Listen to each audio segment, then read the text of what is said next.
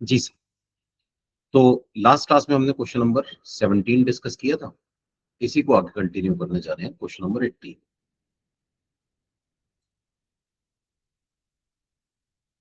Sir, Ramesh who resides in Pune received 4,20,000 per annum as basic pay during the previous year.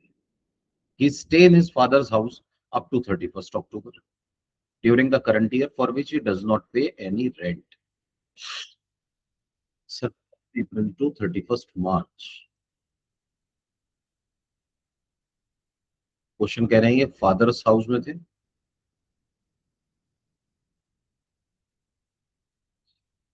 for which he is not paying any rent, no rent। आगे देखिए please. Thereafter, he takes the accommodation on a monthly rent of 20,000 per month।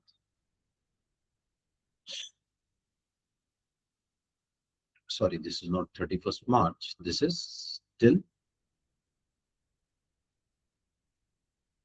31st October,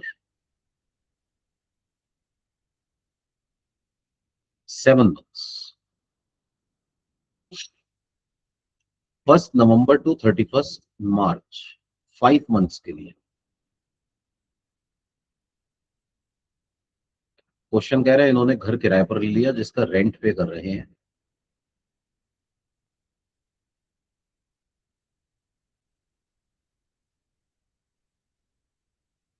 20,000 per month का।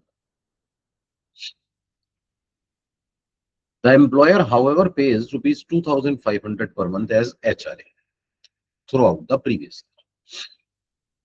year। HRA मिला है 2,500 per month पूरे साल।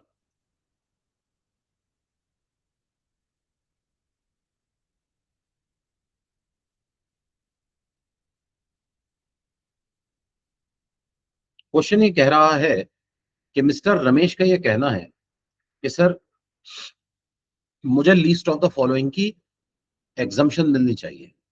30,000 amount received, 58,000 excess of rent paid over 10% of salary. मतलब इनका ये कहना है कि सर मुझे एचआरए मिला है 30,000 रुपए फुल ईयर में,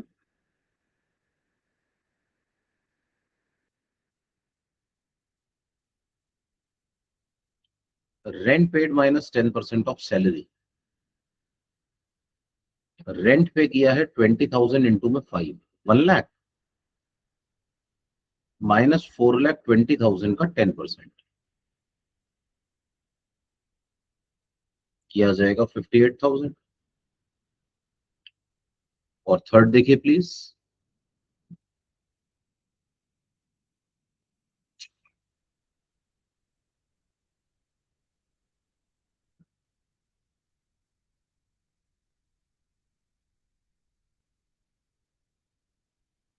40% ऑफ सैलरी,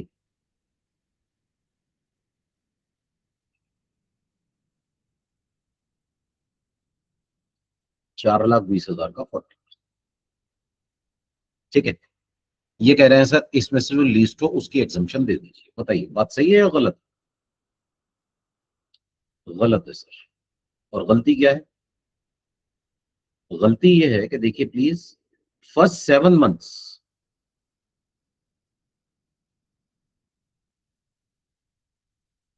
इनका रेंट पेड नील था,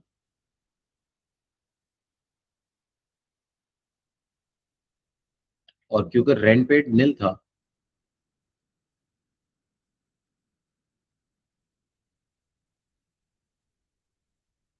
therefore HRA should be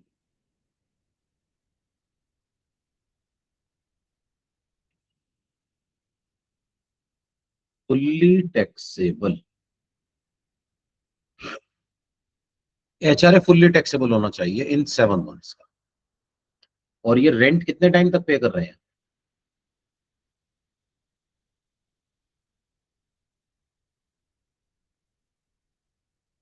5 months के लिए, तो 5 महीने का रेंट पे कर रहे हैं ना, तो एग्जम्पशन भी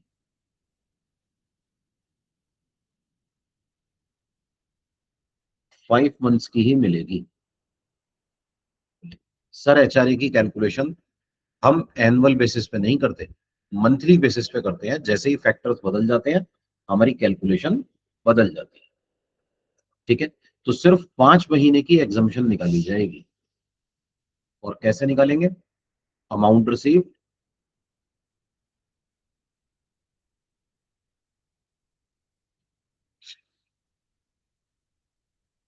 rent paid minus 10% of salary,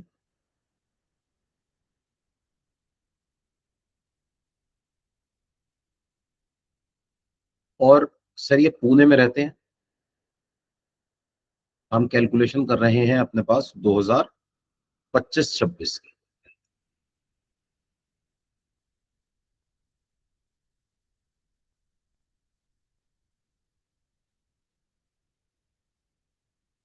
previous year 2025-26 की, और 25-26 के हिसाब से जो पुणे है वो 40% वाली कैटेगरी में आता है। सर साउंड नहीं आ रहा है।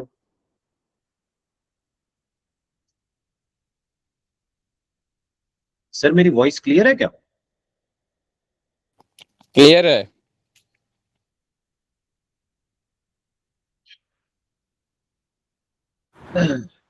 जी, अमाउंट रिसीव्ड कितना है देखिए, 2500 मल्टीप्लाइड बाय 12, 17,500।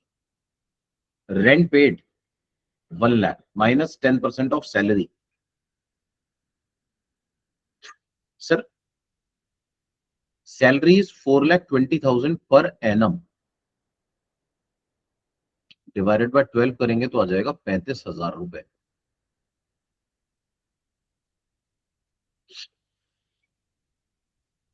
जी, तो 10% ऑफ सैलरी, सर 5 मंथ्स की सैलरी लेंगे बस। हम अपने पास सैलरी 5 मंथ्स की ही कैलकुलेट करेंगे। तो 35,000 मल्टीप्लाइड बाय 5,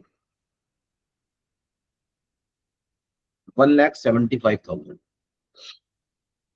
यहां से माइनस होगा 17,500, 82,500। एंड 40% ऑफ सैलरी निकालिए सर। सर 1,75,000 का 40% करेंगे, 70,000 आ जाएगा। तो एचआरए एग्जम्प्ट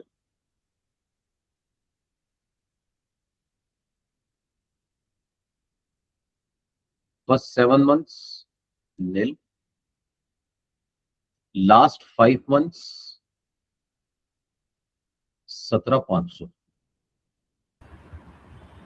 सर ये तो 5 महीने का होगा ना, सर 12,500 होना चाहिए ना सर। सॉरी, मैंने ये 5 से मल्टीप्लाई होगा, 12,500 आएगा। Sorry sir, sorry.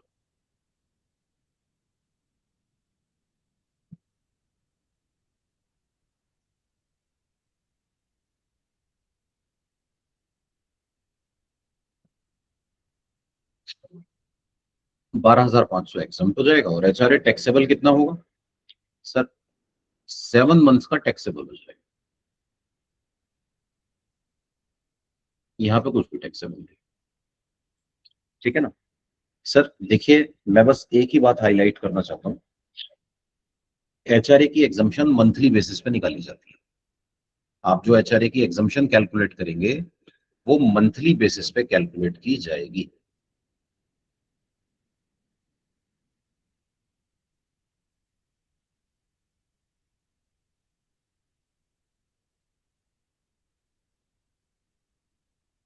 ठीक है, पॉइंट क्लियर है?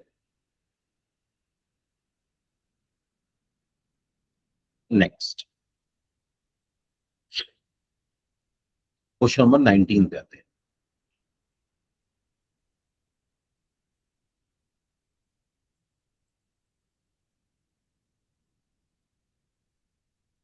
अच्छा, income under the head salary भी निकालनी हो तो सर वो तो सिंपल है। हमारे पास 4,20,000 रुपए सैलरी है, 17,500 रुपए आ जाएगा HRA का, ये हो जाएगा 4,37,500। माइनस करेंगे इसमें से 50,000 रुपए, बैलेंस आ जाएगा 3,87,500। ठीक है, आगे देखते हैं next. Mr. Amit is employed with Tata Limited on a basic salary of 30,000 per month. He is also entitled to a dearness allowance of 20% of basic salary. 70% of the dearness allowance is included in salary for retirement benefits. The company gives HRA 15,000 per month. With effect from 1st January, he receives an increment of 5,000 in his basic salary. Sir, salary change हो गई,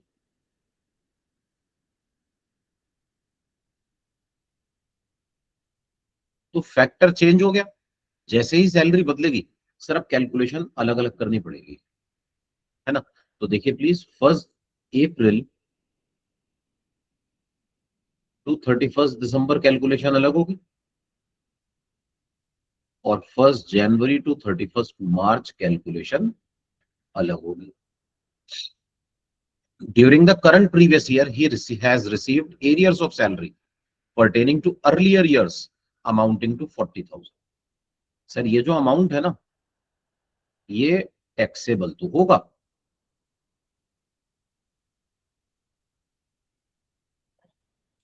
sir अगर कोई ऐसे arrears हमें मिलते हैं जिन पर पहले टैक्स नहीं लगा, तो वो ईयर ऑफ रिसीट में टैक्सेबल हो जाते हैं, ठीक है। लेकिन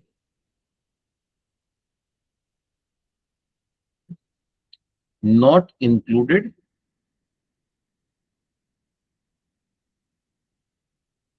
फॉर HRA कैलकुलेशंस।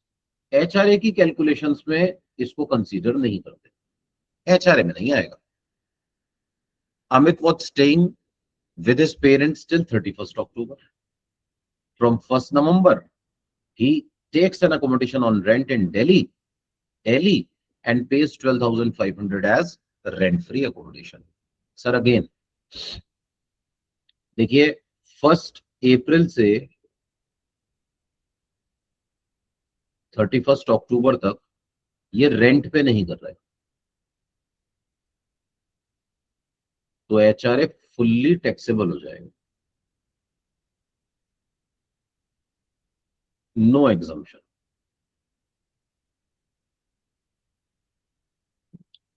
और फ्रॉम 1 नवंबर ये रेंट पे कर रहे हैं, HRA की एग्जम्पशन मिलेगी, HRA की एग्जम्पशन मिलेगी, ठीक है ना। अब देखिए प्लीज,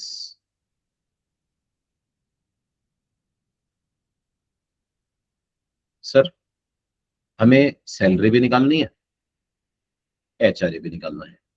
तो देखिए कंप्यूटेशन ऑफ सैलरी कैसे होगी। सबसे पहले आएगी बेसिक सैलरी,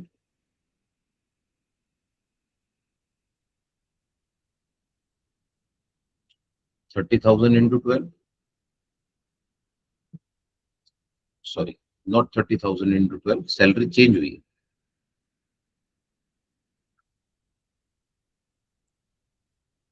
देखिए पहले सैलरी थी 30,000,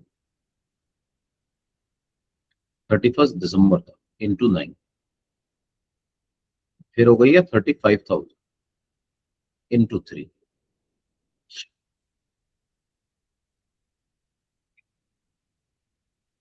तो देखिए प्लीज, ये आ जाएगा 3,75,000।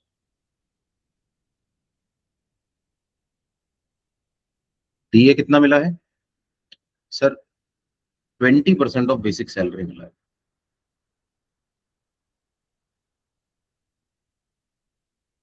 तो डायरेक्टली 375 का 20% कर दीजिए, 75,000।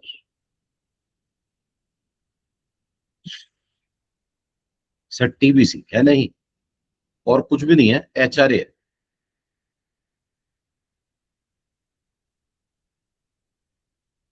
HRA 15,000 रुपये महीना है, तो 1 साल का हो गया 1,80,000।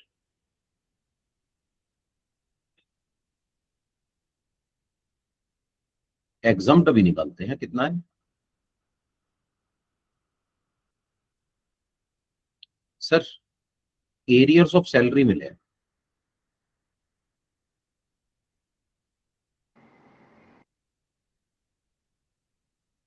करंट ईयर में टैक्सेबल हो जाएंगे 40,000।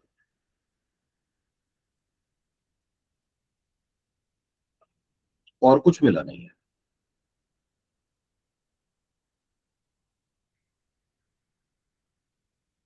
बस अब हम अपने पास इस पर्टिकुलर सिनेरियो में कैलकुलेशन करेंगे HRA एग्जम्प्ट की। HRA कितना एग्जम्प्ट होगा वो निकालने जा रहे हैं।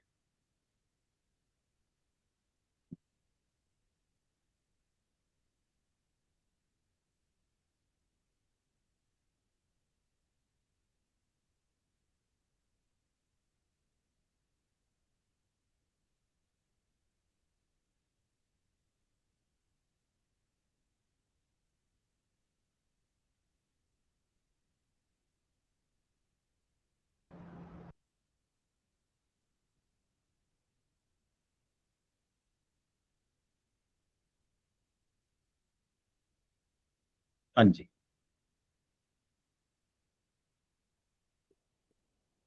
सर, HRA की जो एग्जम्पशन निकालनी है ना, वो कितनी कैटेगरीज में बांट के निकाली जाएगी, देखिए प्लीज। सर HRA की एग्जम्पशन अब 3 कैटेगरीज में बांट के निकाली जाएगी। सबसे पहले 1 अप्रैल टू 31 अक्टूबर, 7 मंथ्स के लिए ये फुल्ली टैक्सेबल होगा, कोई एग्जम्पशन नहीं मिलेगा। सर नेक्स्ट 1 अक्टूबर, सॉरी 1 नवंबर टू 31 दिसंबर, 2 मंथ्स। और सर फिर 1 जनवरी से 31 मार्च, जब भी सॉरी, जब भी फैक्टर में कोई चेंज आता है ना, तो हम अपने पास कैलकुलेशन सेपरेटली करते हैं। सबसे पहले देखिए amount receive,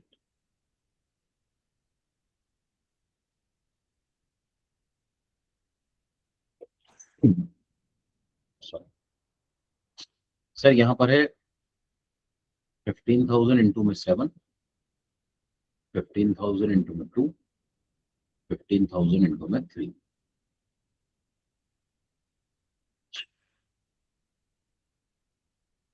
rent paid minus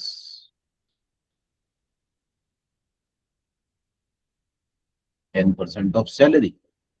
sir यहां तो रेंट पे ही नहीं करते, फिर इन्होंने रेंट पे करना शुरू किया है, कितना 12,500। तो 12,500 का रेंट पे किया,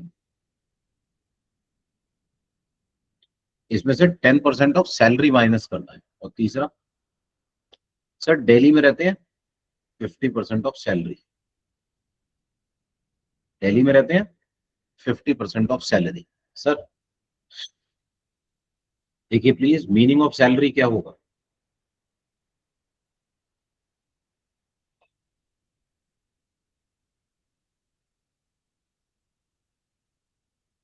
basic salary plus DA forming part plus turnover based commission. Sir basic salary 1 नवंबर to 31 December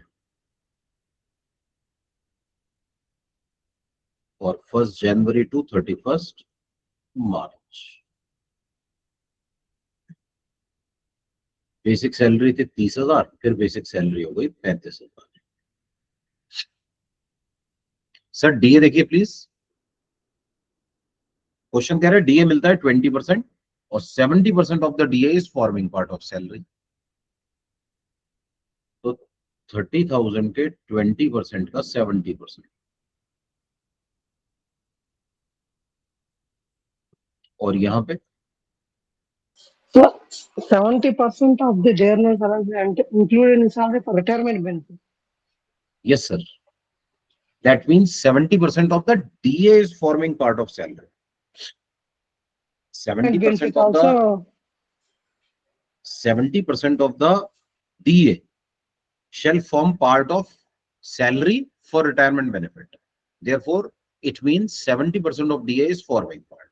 So basic salary 100% ले ली हमने. DA is 20%. So 20% of 30,000 and 20% of 35,000. And then will take 70% of DA only. 70% of the dearness allowance is included in salary for retirement benefits. It means 70% of DA is forming part.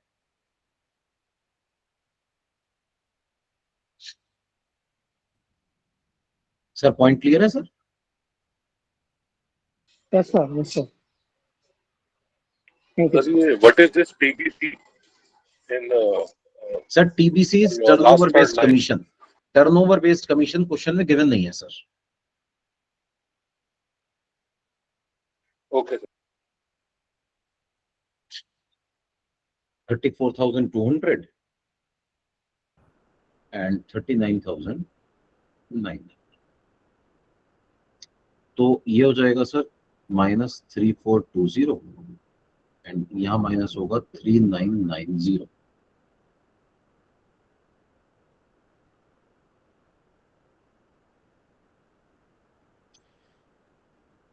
$9080 multiplied by 2.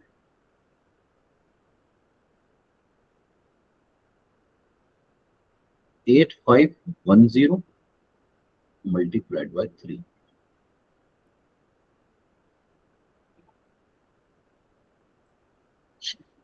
This is 17,100 and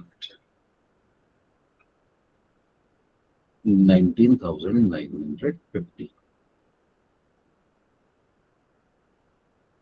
into 2 into 3. HRA exempt. Least of the following shall be exempt ना, तो ये होगा nil. ठीक है.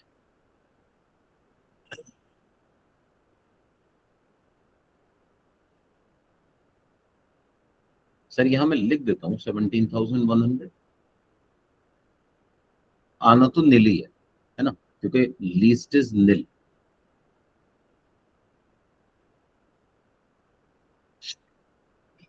ये हो जाएगा 9080 into 2. ये हो जाएगा 8510 into 3.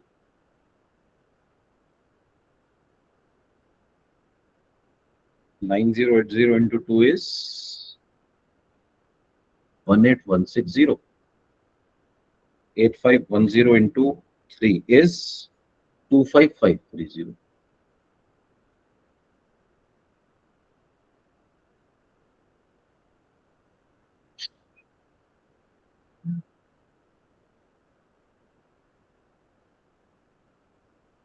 $43690.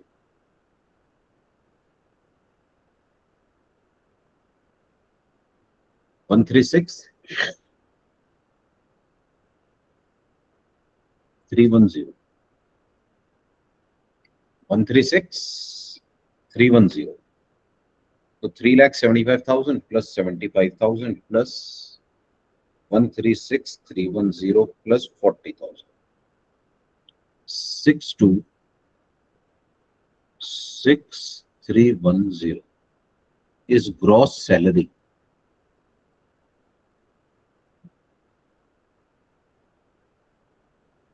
Standard deduction under section 16(1)(a). 50,000. Sir हम ओल्ड रिजीम मानकर चल रहे हैं, इसलिए 50,000 की standard deduction. Income under the head salary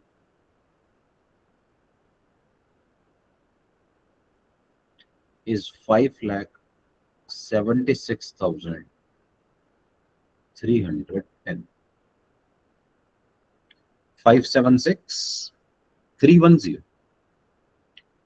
576 310. Sir point clear है सर?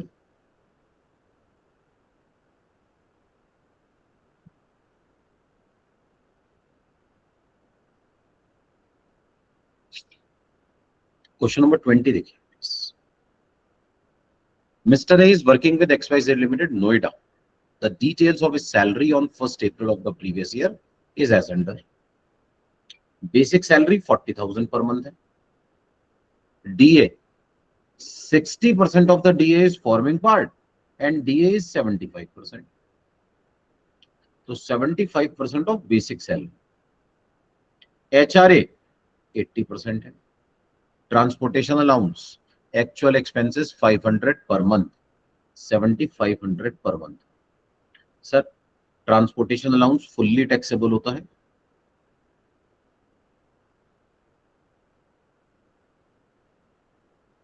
और ये एक्सपेंस जो हमें दिया है ना, इररिलेवेंट है. City compensatory allowance fully taxable. Children education allowance for 4 children 2000 per month. Sir पर चाइल्ड नहीं है, पर चाइल्ड नहीं है, पर मंथ है. इसका मतलब this amount is for 4 children.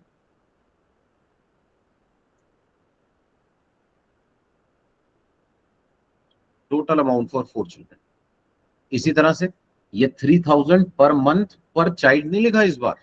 इसका मतलब ये total for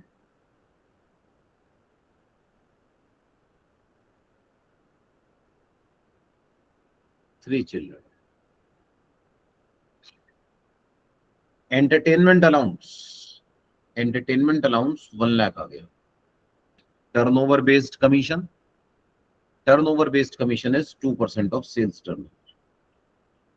uniform allowance 1 lakh. Academic allowance 150. Diwali bonus 2 lakhs.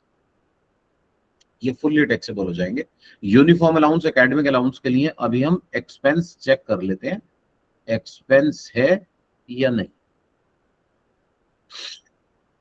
Mr. A resides in a rented house in Delhi. The monthly rent of which was rupees 30,000. Sir Delhi में रहते हैं, rent है 30,000. फिर बता रहे हैं इनकी सैलरी चेंज हो गई 1 जुलाई से 25% हो गई. इसका मतलब हमें 1 अप्रैल टू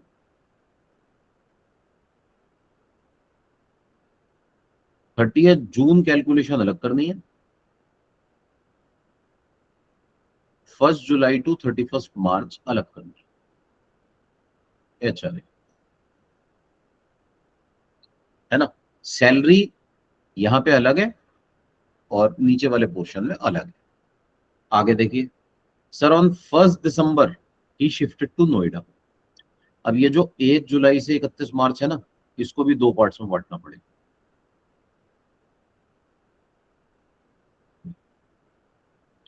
1 जुलाई टू 30 नवंबर अलग करना पड़ेगा और 1 दिसंबर टू 31 मार्च अलग करना पड़ेगा. ठीक है सर. यहां पर ना देखिए ऊपर सैलरी चेंज हो रही थी,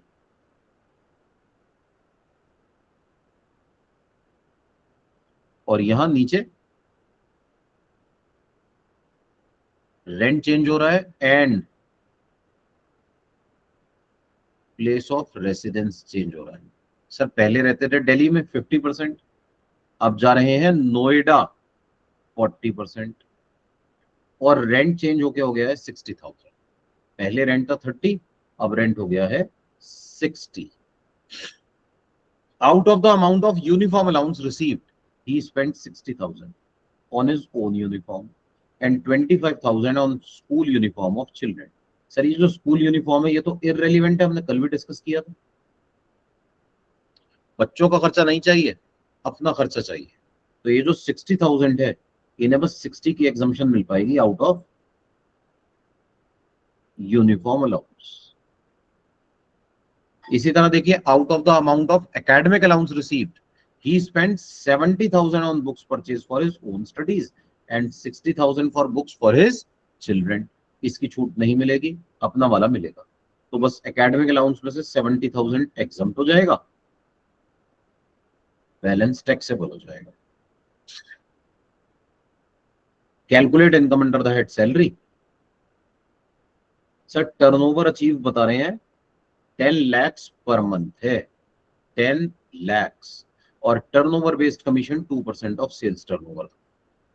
ठीक है ना, तो 10 लाख का 2% 20,000 पर मंथ आ जाए, 20,000 पर मंथ। सर अब हमें दो कैलकुलेशंस करनी है, देखिए please. Computation of salary,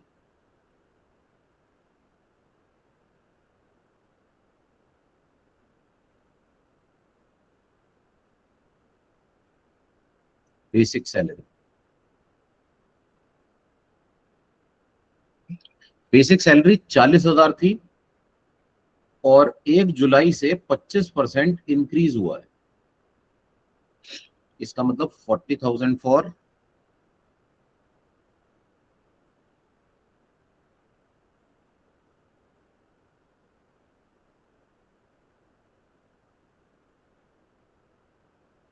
three months plus, sir 25% increase हुआ है ना, तो 50 हो गई फॉर 9 मंथ्स। हाँ जी,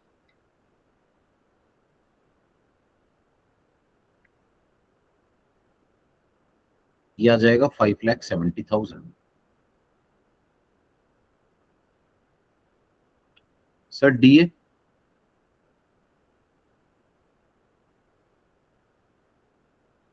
5,70,000 का 75% मिल रहा है into 70%, sorry 75%, not 70, 75%। DA is 75%।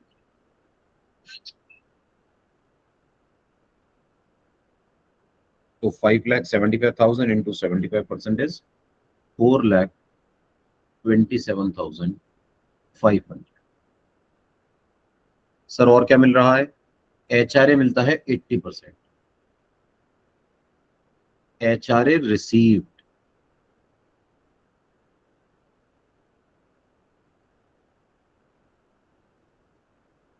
5,70,000 का 80%,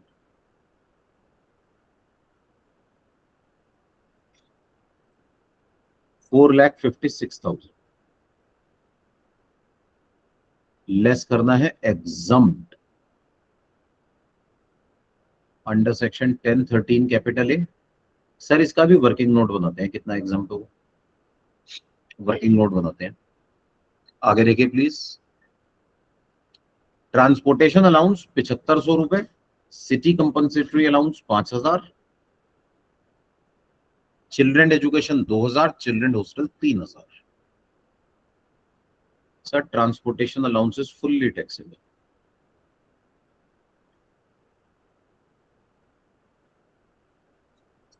$7,500 इंटू में 12।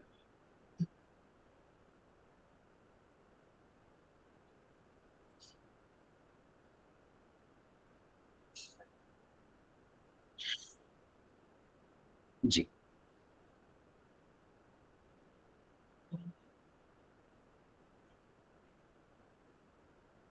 90,000। सीसीए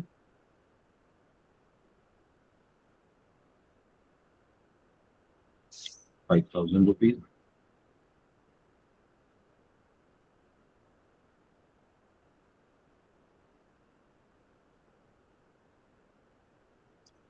चिल्ड्रन एजुकेशन अलाउंस 24,000 रुपए मिला, एग्जम्प्ट होगा 2,400 रुपए, 21,600। और children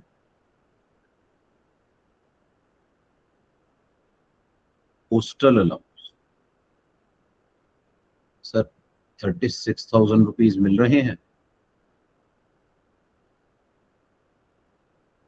less exempt 7,200,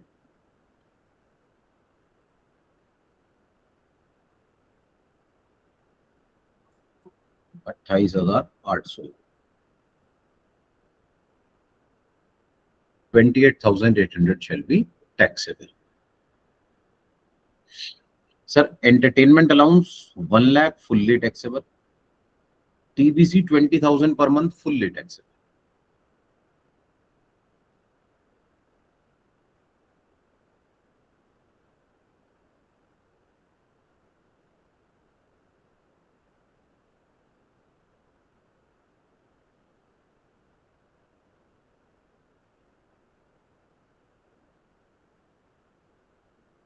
$20,000 into 12, 2,40,000 shall be fully taxable. Sir, आगे देखिए प्लीज. यूनिफॉर्म अलाउंस 1 लाख है, 60,000 एग्जम्प्ट. एकेडमिक अलाउंस 70 एग्जम्प्ट होगा out of 150.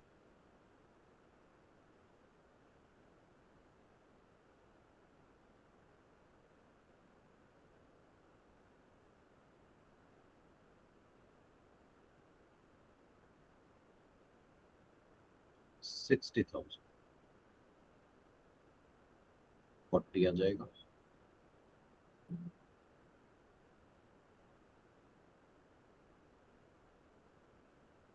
Academic allowance 150,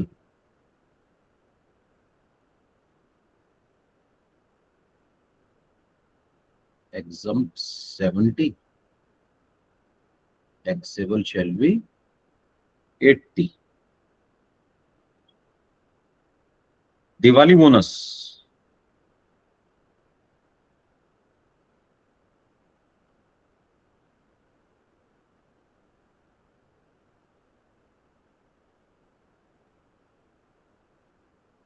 Diwali bonus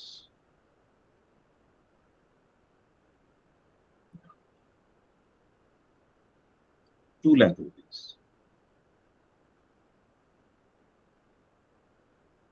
sir बस HRA की कैलकुलेशन करनी.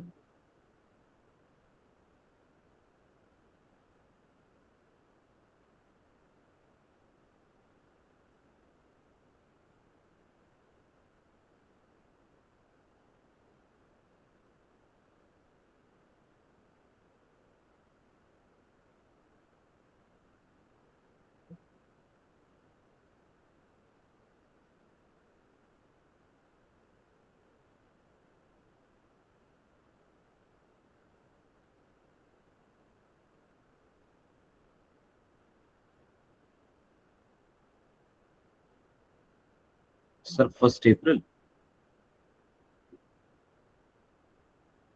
टू 30 जून 3 महीना. 1 जुलाई टू 30 नवंबर. जुलाई अगस्त सितंबर अक्टूबर नवंबर 5 महीना. 1 दिसंबर टू 31 मार्च 4 महीना.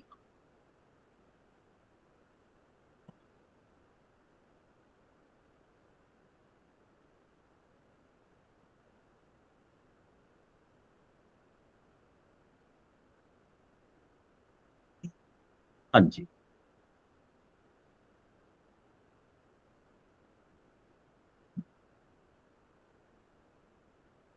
अमाउंट रिसीव्ड सर देखिएगा प्लीज. अमाउंट रिसीव कितना है बता रहे हैं. HRA received is 80%. HRA received is 80%. तो in the first 3 months 80% of 40,000 is 32,000.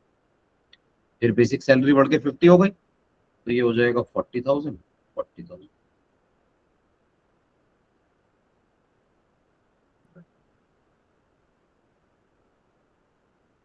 Rent paid minus 10% of salary.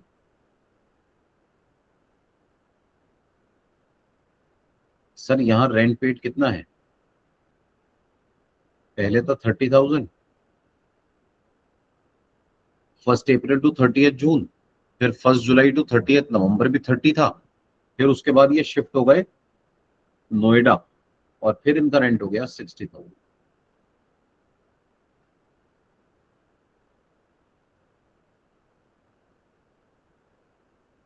%40 of salary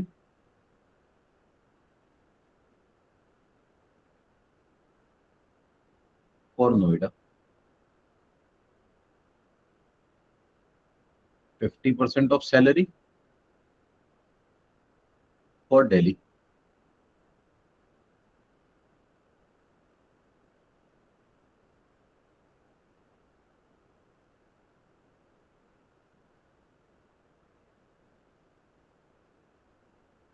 sir meaning of salary क्या आएगा please?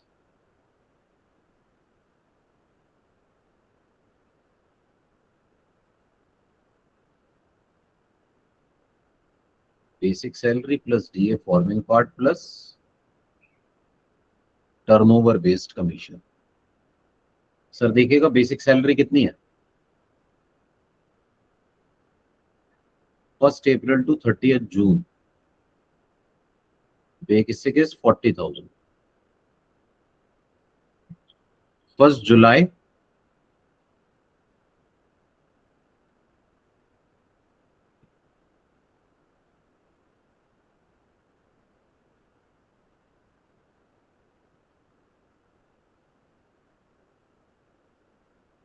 To 31 March basic is 50,000। Sir DA देखिएगा, DA है 75% और बता रहे हैं 60% forming part है,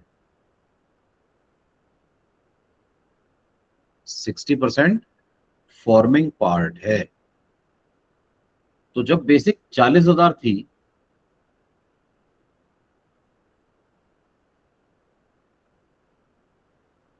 तो डीए फॉर्मिंग पार्ट कितना था?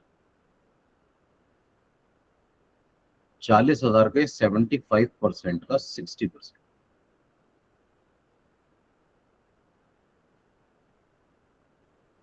18,000। और जब बेसिक 50,000 हो गई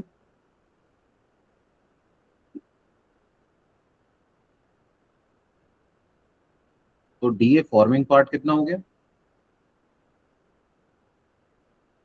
50,000 के 75% का 60%, 50,000 के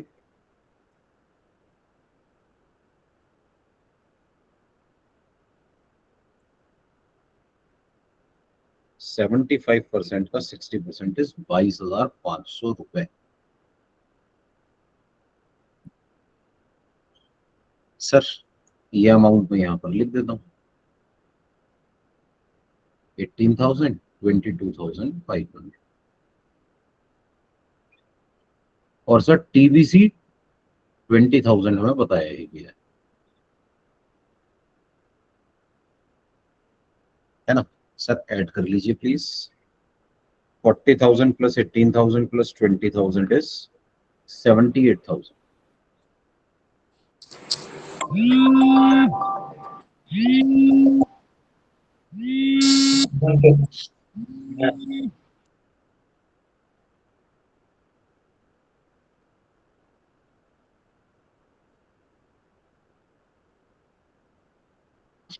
सर दिस इज 92,500।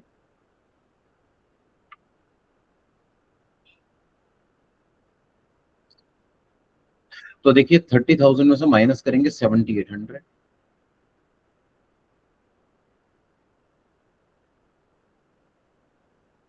यहां से माइनस करेंगे सैलरी इंक्रीज होने के बाद 9250,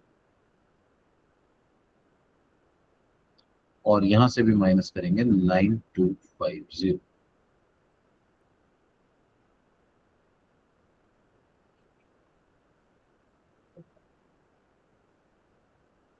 thirty minus 7,800 is 22,200। Sir 30,000 minus 9250 is 20,750। and this is 50750. Sir 78,000 का 50%, 39,000. 92,500 का 50% is 46250 और 92,500 का 40% is 37,000.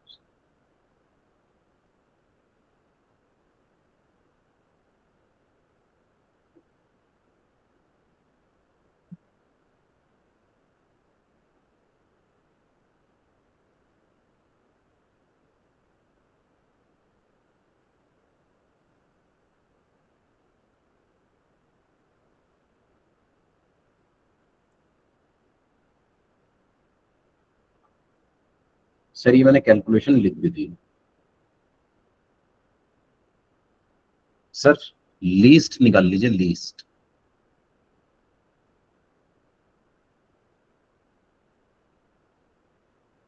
$32,000, $22,500, $39,000.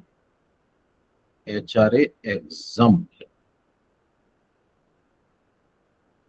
ये आ जाएगा 22,200. सर ये आ जाएगा 20750 और ये आ जाएगा 37,000 multiplied by 3 multiplied by 5 multiplied by 4.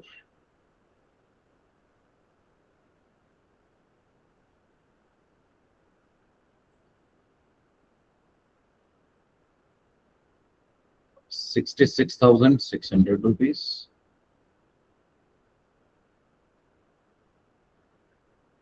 103,750.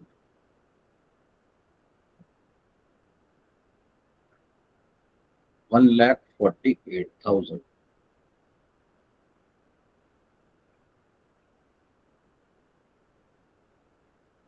Sir HRA exempt आ रहा है टोटल 318,350.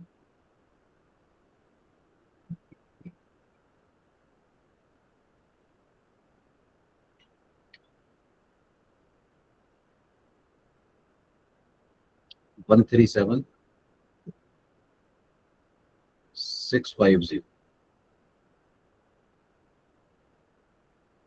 बस सर आंसर निकाल लीजिए please. 5,70,000 plus 427,500 plus 137,650 plus 90,000 plus 60,000 plus 21,600 plus 28,800 plus 1 lakh plus 2,40,000 plus 40,000 plus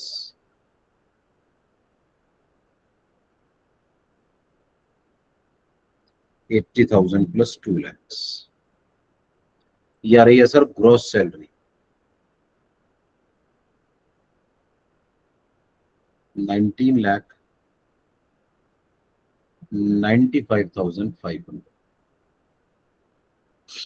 standard deduction 50,000.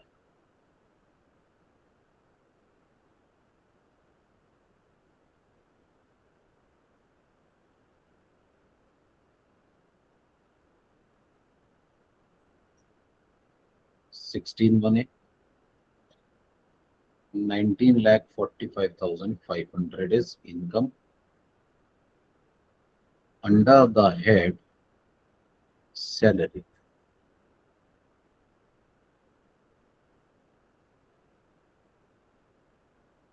$19,45,500 is income under the head salary.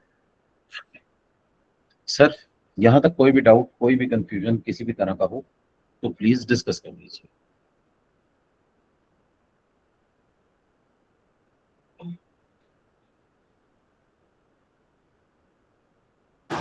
Sir इसमें last में answer में 45,550 नहीं आएगा?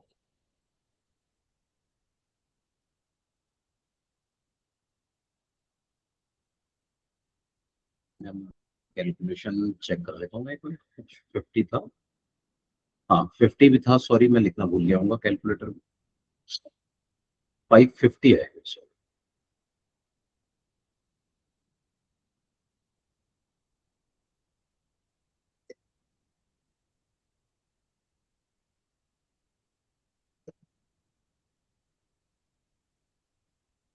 यस, कैलकुलेटर में 550 था। सर ये गवर्नमेंट एम्प्लॉय होता तो फिर हम 5000 और लेस कर देना डिडक्शन में। मैम अगर गवर्नमेंट एम्प्लॉय होता ना तो एंटरटेनमेंट अलाउंस के 5000 की डिडक्शन और तो बिल्कुल ठीक है आपने 16(2). Okay sir. अच्छा अगर ये न्यू रिजीम होती तो, अगर ये न्यू रिजीम होती ना तो फिर हम अपने पास इसको जो एग्जम्पशंस दे रहे थे वो एग्जम्पशन नहीं देते।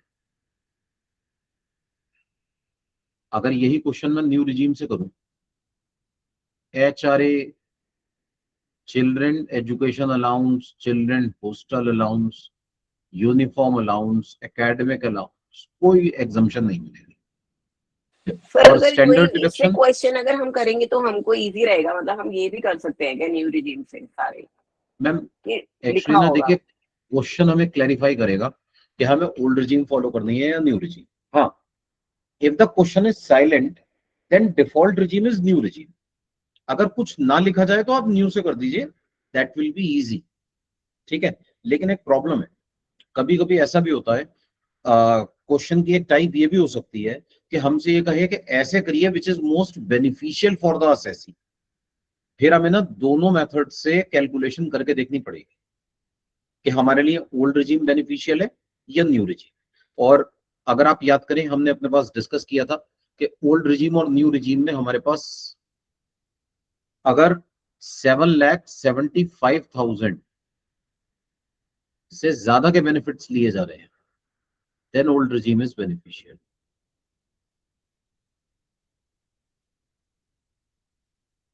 ठीक है, ये आप लोगों के लिए सिर्फ एक मतलब थोड़ा सा आइडिया लगाने के लिए है, तो हमें अपने पास थोड़ा सा ना इससे आइडिया हो जाएगा कि ओल्ड रिजीम में जाना चाहिए या न्यू। ठीक है, जैसे इस क्वेश्चन में अगर देखा जाए हम तो बस सैलरी पे रुक गए ना। अभी 80C की डिडक्शन, 80D की डिडक्शन, वो भी हमें अपने पास ओल्ड में मिलेगी, न्यू में नहीं मिलेगी। 80G की डिडक्शन, 80TTA, TTB की डिडक्शन।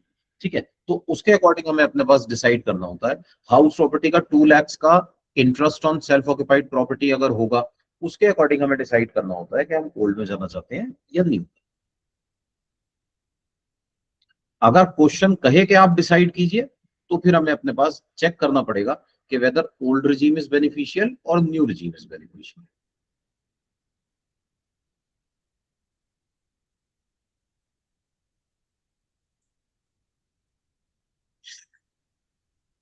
ये हमारे पास अलाउंसेस के क्वेश्चंस कंप्लीट हो गए हैं। आइए अब कुछ छोटे छोटे जो क्वेश्चंस हैं परकोजिट के स्टार्टिंग के, वो हम डिस्कस कर लेते हैं। परकोजिट का फुल फ्लेजेड क्वेश्चन हम कल वाली क्लास में कंटिन्यू करेंगे। क्वेश्चन नंबर 21 देखिए प्लीज। मिस्टर राजेश, ये एमसीक्यू के लिए भी बहुत इंपॉर्टेंट है, ऐसा क्वेश्चन एमसीक्यू में भी बन सकता है। ये हमारे पास 5 मार्क्स में पेपर 4 में भी आ सकता है। Mr. Rajesh went to Srinagar on a holiday on 15th November of previous year with his wife and children. One son aged 6 years and twin daughters aged 3 years.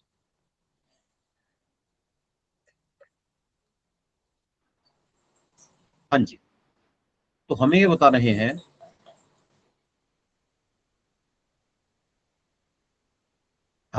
रहे हैं कि मिस्टर राजेश जो है इनके एक बेटा है जो 6 साल का है और ट्विन डॉटर्स हैं और डॉटर्स की एज हमें बता रहे हैं 3 इयर्स। बताइए इस केस में फर्स्ट बर्थ किसकी हुई होगी? सर बेटा 6 साल का है, फर्स्ट बर्थ सन की हुई होगी।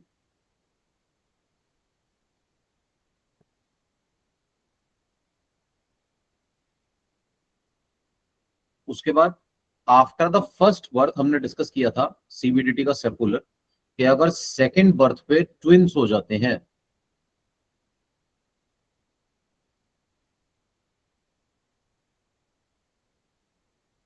तो दोनों के लिए बेनिफिट मिल जाएगा, दोनों ट्विंस के लिए बेनिफिट मिल जाएगा। इसका मतलब तीनों बच्चों की छूट मिलेगी। ठीक है ना, क्वेश्चन हमसे ये कह रहा है इनको पैसे मिले 43,000 एडल्ट्स के और 15,000 रुपए 3 माइनर चिल्ड्रेन के, तो हमारे पास कितने की एग्जम्पशन मिलेगी? ये air economy class of air India से गए हैं, economy class of air India से इन्होंने ट्रैवल किया है। सर इस केस में हमने डिस्कस किया था, हमारे पास अमाउंट एग्जाम्प्ट कितना होता है?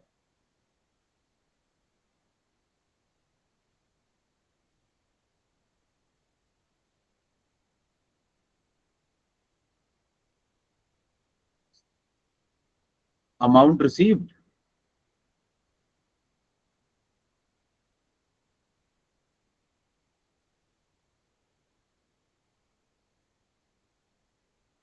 अमाउंट स्पेंड और स्पेसिफाइड फेयर।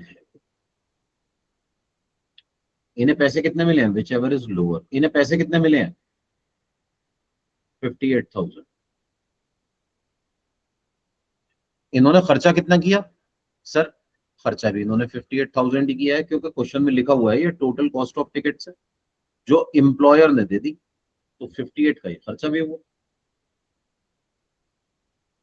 क्वेश्चन कह रहा है स्पेसिफाइड फेयर, ये जो फेयर है ना एयर इंडिया का है, तो एयर इंडिया का ही तो एग्जाम्प्ट होता है, पूरे 58,000 एग्जाम्प्ट हो जाएंगे।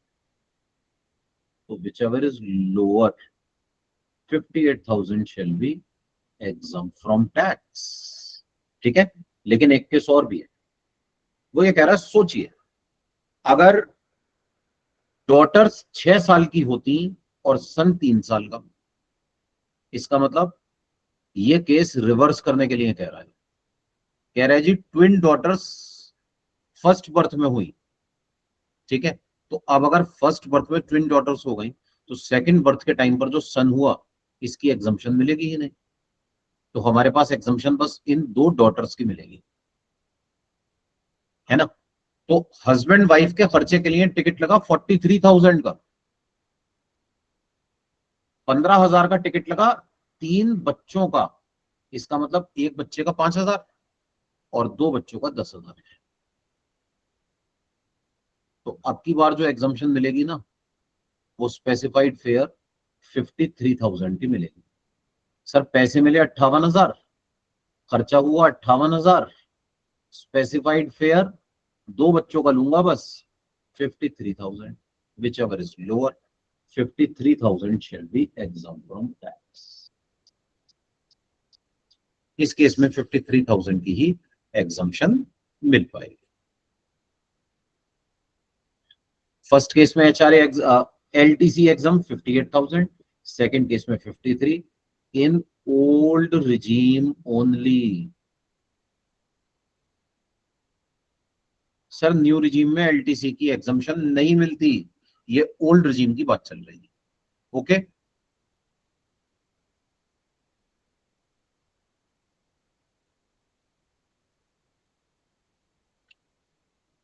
मेडिकल फैसिलिटी, अगला क्वेश्चन मेडिकल फैसिलिटी का है।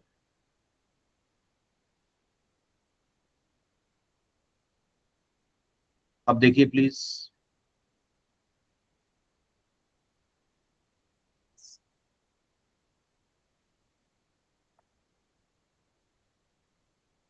Mr. X gets a fixed medical allowance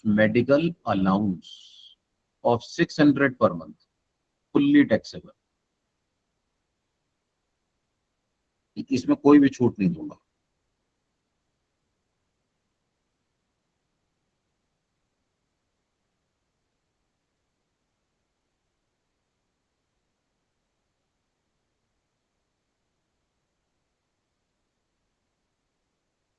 medical allowance मिल रहा है 600 per month, fully taxable.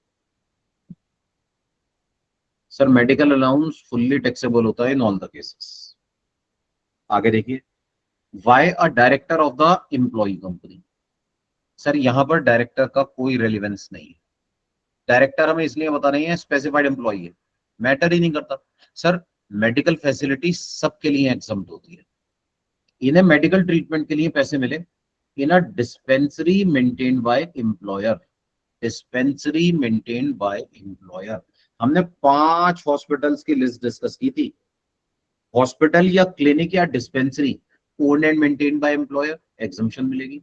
Owned and maintained by government, exemption मिलेगी। Owned and maintained by local authority, exemption मिलेगी।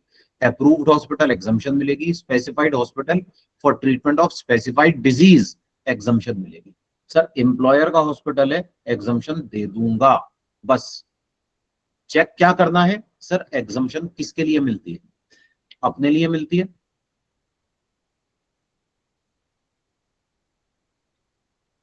Spouse and बच्चों के लिए मिलती है,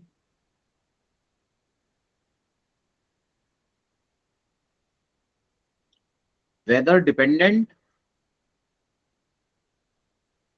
और not, parents, brother and sister के लिए मिलती है,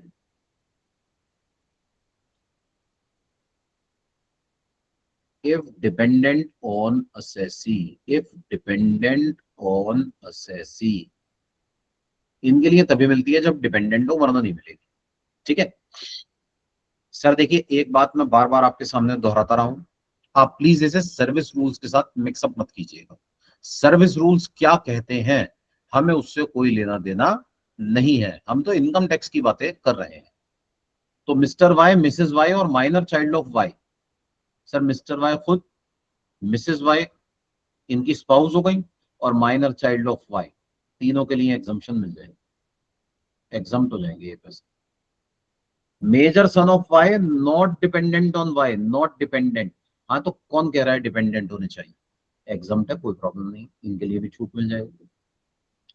parents of Mr Y dependent upon Y, sir parents अगर डिपेंडेंट हो इनके लिए भी छूट मिल जाएगी। ठीक है, यहां तक कोई डाउट तो नहीं? हाँ जी सर, आगे देखिएगा प्लीज, आगे बता रहे हैं parents of Mrs Y, parents of Mrs Y, इन्होंने सास ससुर का इलाज कराया। ठीक है, अब बताइए छूट मिलेगी क्या? सर ये मिस्टर वाई है, मिस्टर वाई, क्या मिसेस वाई के पेरेंट्स इनकी फैमिली में आएंगे? No sir. जी नहीं आएंगे। लेकिन अगर ये मिसेस वाई होती तो क्या मिस्टर वाई के पेरेंट्स इनकी फैमिली में आते? सर साथ है सर। Yes, sir. जी सर, हाँ, this is so bad sir, भेदभाव नहीं करना चाहिए सर, प्लीज आप इसमें सर्विस रूल्स मत लगाइए सर। सीजीएचएस अलाउ करता है, सीजीएचएस हम नहीं करते सर। सर हाँ देखिए, थोड़ा दुख की बात है सर, अब अपने पेरेंट्स हो या स्पाउस के पेरेंट्स हो, ठीक है सर, स्पाउस के parents are as good as parents, ठीक है ना, तो ससुर जी एंड सासू माँ भी पेरेंट्स की ही तरह होते हैं, है ना सर, लेकिन इनकम टैक्स इनको पेरेंट्स की कैटेगरी में कवर नहीं करता, इनके लिए एग्जम्पशन अलाउ नहीं की जाएगी। ठीक है, मैं फिर इस बात को दोहरा दूं, देखिए सर्विस रूल्स के अकॉर्डिंग, सीजीएचएस रूल्स के अकॉर्डिंग, अगर कोई फीमेल एम्प्लॉई है वो अपने जो पेरेंट्स इन लॉज हैं उनको अपने पास अपने सीजीएचएस के बेनिफिट में कवर कर सकती है ना सर। सीजीएचएस में हम सीजीएचएस पे डिस्कशन नहीं कर रहे, हम तो इनकम टैक्स पे डिस्कशन कर रहे हैं, और as per income tax act सिर्फ अपने पेरेंट्स के लिए एग्जम्पशन मिलेगी, स्पाउस के पेरेंट्स के लिए एग्जम्पशन नहीं मिलेगी। ये बात मैटर नहीं करती कि ये मिस्टर वाई है या मिसेस वाई, आप यहां पर सीजीएचएस के रूल्स को लेकर कंफ्यूज मत होइएगा प्लीज सर, ये मैटर नहीं करता कि मिस्टर वाई के पेरेंट्स का इलाज कराया गया है या मिसेस वाई के पेरेंट्स का, एग्जम्पशन अलाउ नहीं की जाएगी, ये फुल्ली टैक्सेबल होगा, फुल्ली टैक्सेबल होगा sir. Brother of Y dependent on Y, dependent है ना, exempt. Sister of Y not dependent on Y, not dependent है ना, टैक्सेबल। तो ये 12,000 और ये 17,000, 29,000 शैल बी टैक्सेबल। सर मेरा पॉइंट क्लियर हो रहा है सर? Any confusion? सर एक ये बस मेजर सन वाला पॉइंट नहीं समझ आया, and he is also not dependent. Major son कैसे सर? मैम इररेलेवेंट है, इररेलेवेंट। हम यही तो डिस्कस कर रहे हैं। सन के ट्रीटमेंट पर जितना भी एक्सपेंस होगा उसके लिए एग्जम्पशन मिलेगी, whether the son is dependent और नॉट डिपेंडेंट। और सर वो अपना भी इसमें अपने में जब अपना भर रहा होगा रिटर्न और वो भी ले रहा होगा अपना, तो फिर उस केस में ये दोनों ले सकेंगे आप, मतलब मैम अलग अलग? वो कैसे लेगा? मैम जब पैसे पैसे मिस्टर वाई के एम्प्लॉयर ने दिए तो मेजर सन कैसे लेगा? मेडिकल की फैसिलिटी में एग्जम्पशन क्लेम करने के लिए अमाउंट भी तो मिलना चाहिए ना। अमाउंट दिया है मिस्टर वाई के एम्प्लॉयर ने, मिस्टर वाई का सन इसकी एग्जम्पशन क्लेम करेगा कैसे? उससे तो पैसे ही नहीं मिले। ओके सर, मतलब एग्जम्पशन के लिए मेजर इनकम भी और तो होनी माइनर चाहिए ना। इररिलेवेंट है, सन एंड डॉटर यस के लिए मिल जाएगा। Yes yes yes. Okay ma'am okay sir. ये बात इररेलेवेंट है कि चिल्ड्रन चिल्ड्रन अपने बच्चे मेजर है या माइनर, डिपेंडेंट है या इंडिपेंडेंट, मैरिड है या अनमैरिड। एग्जामिनर थोड़ा ना इस पे भी तंग करता है। मैरिड डॉटर इररेलेवेंट है, मैरिड, ठीक है भाई। डॉटर मैरिज हो गई तो रिश्ता थोड़ी खत्म हो गया, एग्जम्पशन तो मिलेगी, कोई प्रॉब्लम नहीं है। अपने बच्चे मेजर हो या माइनर, डिपेंडेंट हो या इंडिपेंडेंट, मैरिड हो या unmarried, exemption shall be allowed. So if major son is employed, Sir, even then, if the major son is employed, even then exemption shall be allowed. Sir, Mr. Y is receiving the money, na? Mr. Y is receiving the money from his employer. He is spending the money. He will get exemption, not an issue.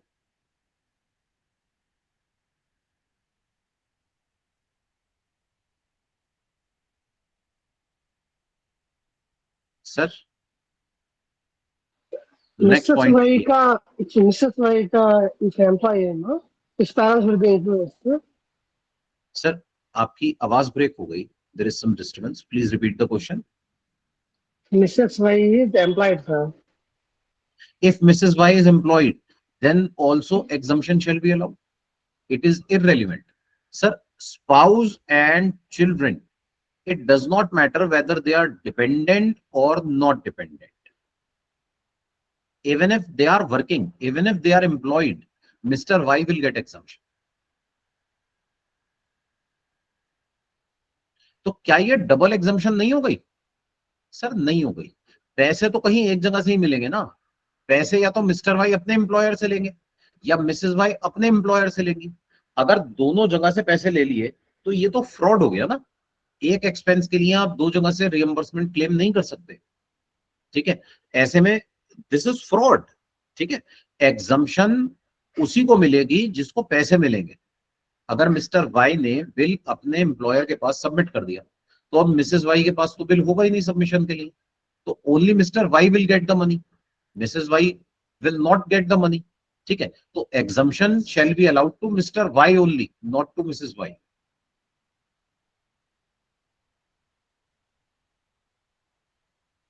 Sir point clear हो रहा है sir? So parents exemption, once again explains. Sorry sir. Parents. Sir, in case of parents, parents must be dependent on the assessor. Parents, brother and sister must be dependent on the assessee. If they are dependent, then exemption shall be allowed. If they are not dependent, then exemption shall not be allowed.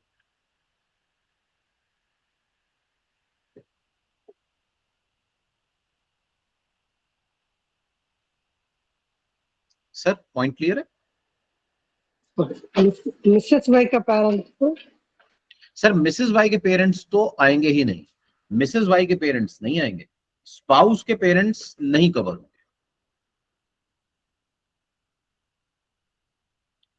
No exemption shall be allowed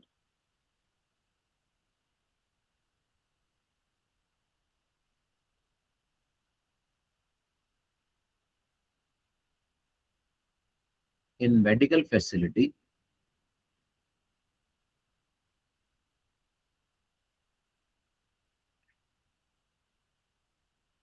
on amount received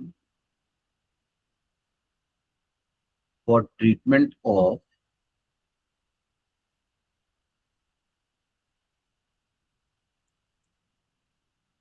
spouse parents. ठीक है, spouse के parents family में included नहीं है।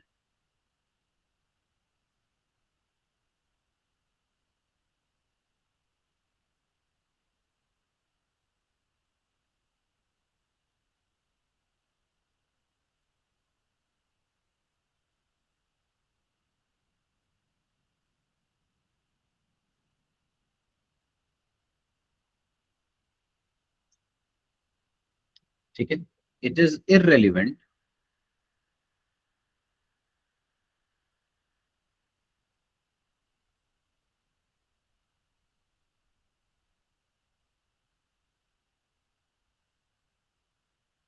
whether they are dependent or not.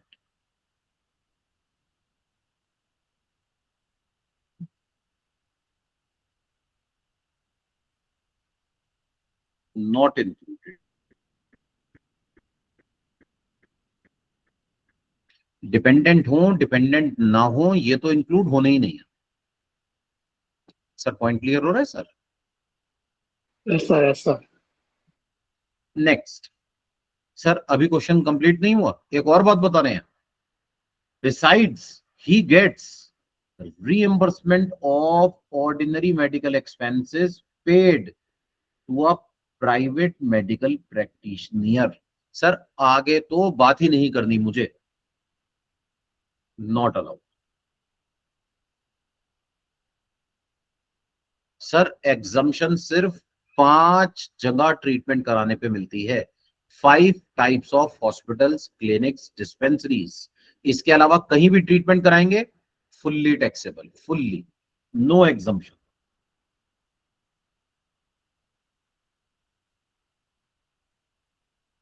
Fully taxable. किसका treatment कराया? अपना, spouse का, बच्चों का, इररेलेवेंट। सर किसका ट्रीटमेंट हो रहा है ये बात रेलिवेंट नहीं है, ये अमाउंट फुल्ली टैक्सेबल होगा। ठीक है, तो this 2000, this 3700, this 3000 all shall be fully taxable, all. ठीक है, this amount shall be fully taxable. Sir point clear हो रहा है sir?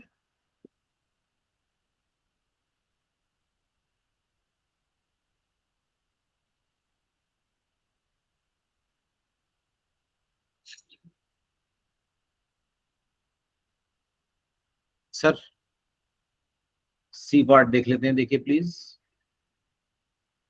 Mister Z, salary 2,40,000, pays Mediclaim health insurance policy, Mediclaim, which is later on reimbursed by employer. Sir,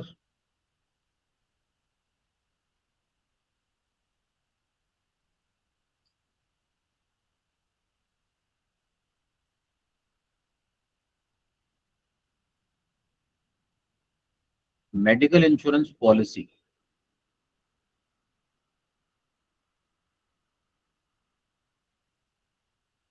premium paid by employer.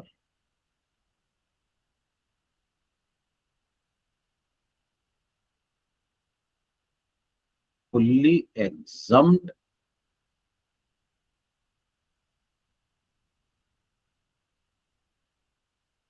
in the hands of employee.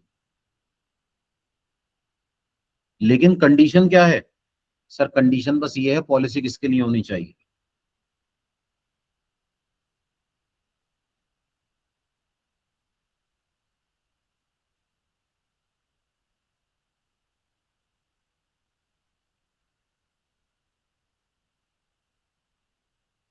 Employ के लिए होनी चाहिए, spouse के लिए होनी चाहिए, बच्चों के लिए होनी चाहिए,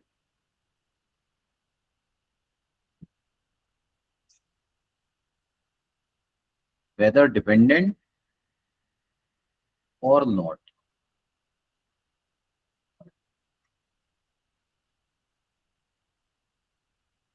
parents brother, sister of employee, if dependent. अगर डिपेंडेंट होंगे तो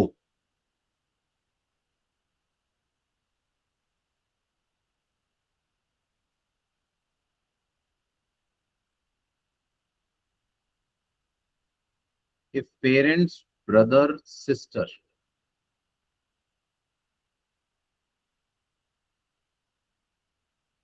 of employee not dependent,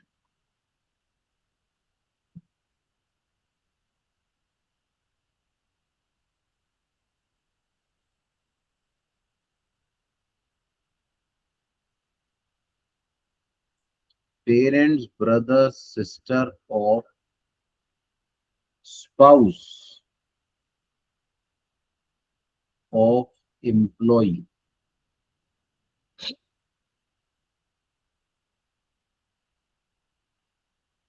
whether dependent or not. Sir, any other relative, any other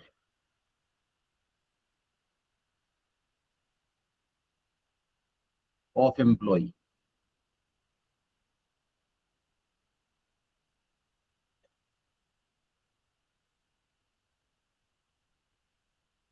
Whether dependent or not,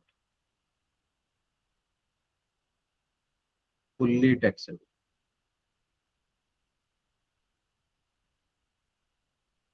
Fully taxable. Any other relative of employee, fully taxable.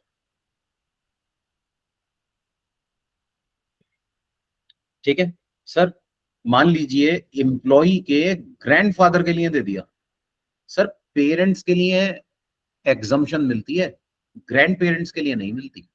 तो अगर grand parents के लिए दिया है तो fully taxable, no exemption sir, no exemption. आइए please देखिए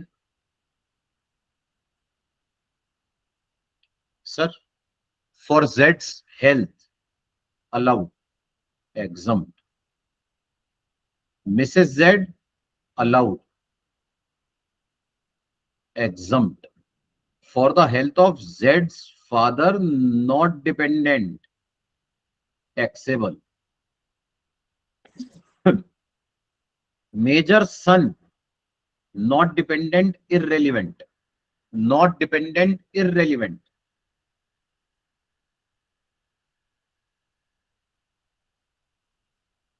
exempt, brother of Z dependent on Z exempt, sir father of Mrs. Z dependent है irrelevant taxable, grandfather of Z dependent upon Z irrelevant taxable। ठीक है, तो हमारे पास ये 10,000 taxable है, ये 5,000 टैक्सेबल है, ये 10,000 टैक्सेबल है, 25,000 टैक्सेबल हो जाएगा। ठीक है सर, कोई doubt? Sir, if adopted child or sir stepchild, adopted child is as good as own biological child. Similarly, stepchild is also as good as own biological child. For the purpose of income tax, adopted child and stepchild are as good as own biological children. Exemption shall be allowed for both.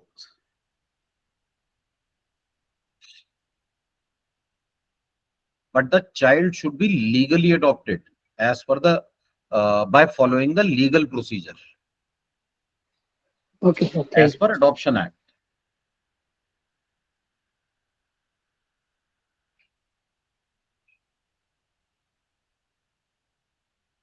Sir, last part.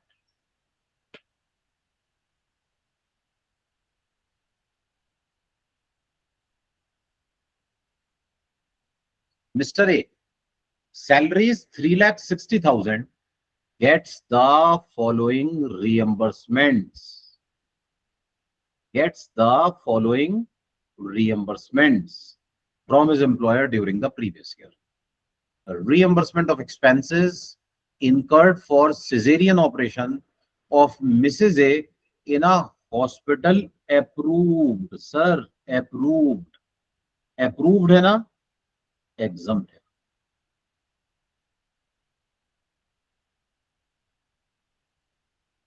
Sir, reimbursement expenses of eyes treatment including surgical operation in an hospital approved by chief commissioner. Approved है ना, exempt है.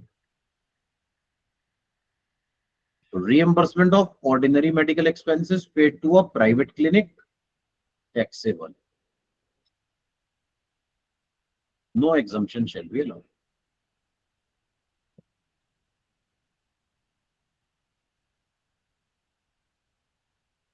It shall be fully taxable.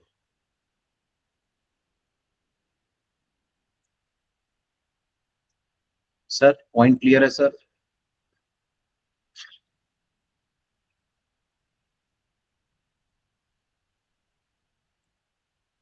ठीक है sir, तो इसे हम अपनी next class में कल कंटिन्यू करेंगे.